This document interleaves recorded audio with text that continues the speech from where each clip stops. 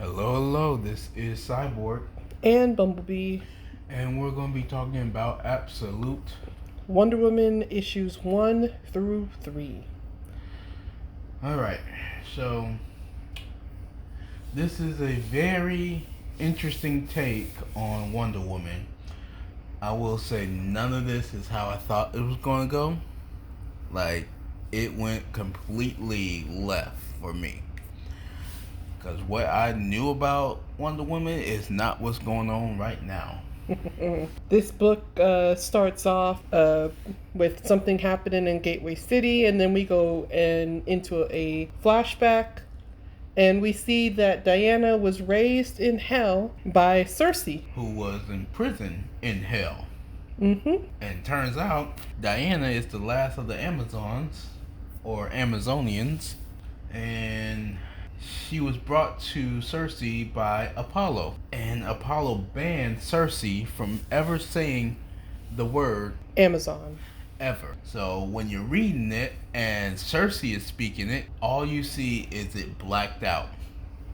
Nothing. And apparently the reason that they brought Diana to Circe is that this is the Amazon's punishment for doing something against the gods and displeasing the gods. So therefore Diana was raised in hell under Circe. She learned magic, she grew up, and all that good stuff. She learned how to fight. Mm-hmm. She got weaponry and all this good stuff. And then she grew up into a very, very beautiful, tall woman. And guess who she met in hell? Steve Trevor. The heck is he doing down there? We don't know. We damn sure don't. Excuse my language, but how the heck did he get in hell? Who knows? But they find him slowly getting taken down by what was it, a kraken? A Hydra. Oh, a Hydra. With his tentacles around the waist and all that, just taking him down. Diana sees it. Diana Saves him. Yeah. She brings him back to their house, and Circe and Diana kind of nurse him back to health. Mm-hmm. Again, we don't know why he washed up on their beach or how, but it was lucky of him that he washed up there and not somewhere else in hell. Exactly. And Circe asking, why you going to this length for this human, I should say. Diana's like, I'm not doing nothing not the norm. I'm helping him. He has a good heart. Pretty much. But he's under my protection. We all know. Mother, I found him. He is mine. I'm keeping him. In present day, we see Diana fighting. At first, it was the Harbingers and then the Harbinger Prime. Mm-hmm. She was fighting them and using her lasso, which in one of the issues she explains it's not the lasso of truth. No, it's not. It is not. The lasso's name is Nemesis. And in the issue, it breaks down what it does. So it pretty much burns in proportion to your sins. So if you've done a lot of sinning, it's gonna burn. I suggest everyone go to church and just start praying. Because if she catches you, you're gonna be praying either way. It's gonna hurt. Because Nemesis Prime? No, not Nemesis Prime. Harbinger Prime. Mm-hmm. It was burning. Mm-hmm. Like, that thing was burning hot. Diana's talking to the military. She's telling them what's up, telling them to be careful. Mm-hmm. She manages to get Harbinger Prime to go away, but obviously... Hold on. We're not going to just skip past something. Now, mind you, I did say Diana is a very tall lady. So while she was talking with the military, she was talking with the commander. She had her hands on her hip and looking down at him. She's a very tall woman. While he's looking up and yelling like a mother to her child. That felt very, very demasculating. I feel bad for him. But as you were. But yes, the military, she's talking with the military. She manages to get Harbinger Prime to go away, but she's talking with the military to, this is not the end. The Harbinger Prime, it usually comes in before something else comes. And sure enough, something else came. Something else arrives, and it's bigger, badder, and scarier. It is not good news. Very not good news. They call it the Tetracide. I don't know if I'm saying that correct. I'm just calling it Cthulhu because that's what it looks like a little bit. So Diana's explaining to them that it kills in 4 ways. Death of fear, mind, body, and soul. Which is kind of crazy, but the way she explains it... With the death of fear, he takes away, or it... We don't know gender. We're not going to judge or assume. It takes away your whole feeling of fear. Like, and at all. And pretty much entices you to come to it. So that it can take you out pretty much. Yeah, that's not good. Now, the other 3, I don't know too much about. That was just the only one that stuck out to me. And it's like, that's crazy. Mm-hmm. And she tried fighting this thing.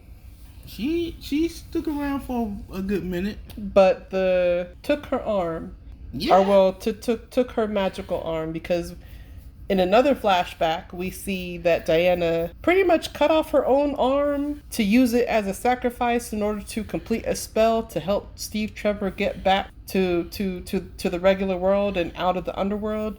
So she sacrificed her arm for a man, pretty much.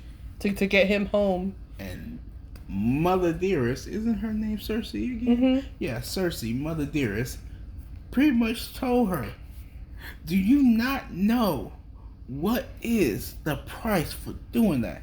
I do. Then you did not understand. I do. What is going on with you? Mother, I love him. She didn't say that.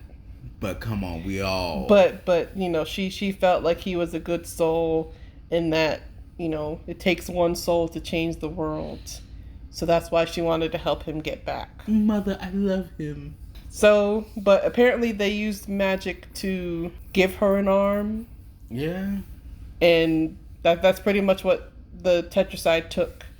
So I guess they'll have to do some more, some magic again to bring back her arm later. But for right now, she got a mechanical robotic arm thing. Yes. It looked weird. It's very skinny. Mm-hmm. So now, after all that fighting and stuff, she has to go ahead and try to defeat it another way. But before that, this Cthulhu looking thing is going to send out a sound wave all throughout the city and have everyone just congregate to him, or them, I should say. And she's trying to prevent this, so she comes up with a plan. With the help of the news people, she records a message telling everybody that she's going to temporarily deafen them. Yes, she's to protect them. She's going to temporarily take away everybody's hearing by using magic. And she's pretty much, the message is pretty much saying, like, this is what I'm doing to save your life. Don't be afraid. It's only temporary. Stay calm.